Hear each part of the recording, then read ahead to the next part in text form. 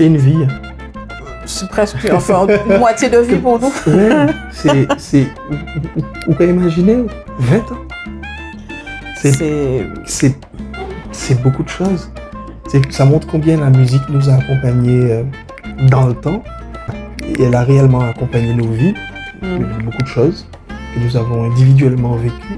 64, la Casa ou la Casarte, c'est le même endroit. C'est quand même, je trouve... Je sais pas si tous les groupes ont une histoire comme celle-là, en fait. Si chaque groupe a un lieu comme ça de prédilection dans lequel il joue plus qu'ailleurs. Peut-être on a choisi de vivre en Guadeloupe, de ne pas être professionnel de la musique, de ne pas se retrouver sur des tournées qui durent des mois et des mois. Quand on part au maximum, on est parti pour quelques dates, on rentre en Guadeloupe.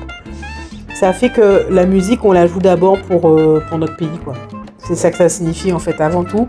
La première chose, c'est que la musique de soft, on l'a fait pour les Guadeloupéens en Guadeloupe. Après, on est très content de la jouer pour d'autres personnes ailleurs. Mais ce qui compte, c'est d'abord ça. C'est de le faire pour les Guadeloupéens en Guadeloupe.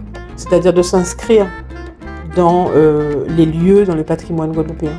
C'est vraiment la musique et puis la concrétisation géographique de notre intention musicale, de jouer en Guadeloupe pour la Guadeloupe. Bon, ben, ça se passe à la Casa. Peut-être que ça aurait pu être ailleurs si les rencontres avaient été avec d'autres personnes dans un autre lieu. Peut-être qu'aujourd'hui, on dirait qu'on a fait plus de 60 concerts dans un autre lieu connu de Guadeloupe. Cette musique, elle est basée sur les rythmes du Gros-Ca. Qui mieux qu'un Guadeloupéen peut comprendre rythmiquement de quoi on parle parce qu'il a ça dans le ventre. Elle parle de notre société, de nos rapports de famille, de nos rapports sociaux et qui mieux qu'un Guadeloupéen sait dans quel pays il vit. Voilà. C'est là qu'on a essayé les nouvelles manières de jouer. C'est là qu'il y a eu tous les inédits qu'on a fait sur scène constamment. C'est ça, on a beaucoup inventé de la musique sur scène. Et c'est avec ce public-là qu'on pouvait le tester. Est-ce que quand vous faites ça, vous reconnaissez quand nous on fait ça, vous reconnaissez la musique qu'on joue?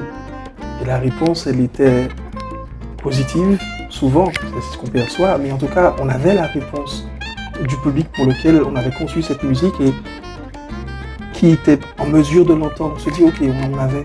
Ouais, puis avec le temps, notre public est très habitué à nous voir jouer à la Casa, c'est-à-dire que c'est presque un concert par an, c'est une obligation, quoi. C'est quand le concert de soft à la Casa, on sait que ça sera pendant les vacances.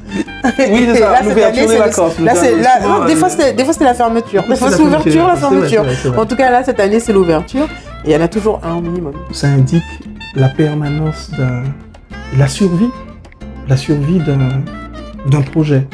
Le projet, il a commencé, il a survécu. Et il existe toujours. Voilà. Il existe toujours et il se poursuit. C'est ça, c'est aussi ça que ça veut dire, soft à la Casa.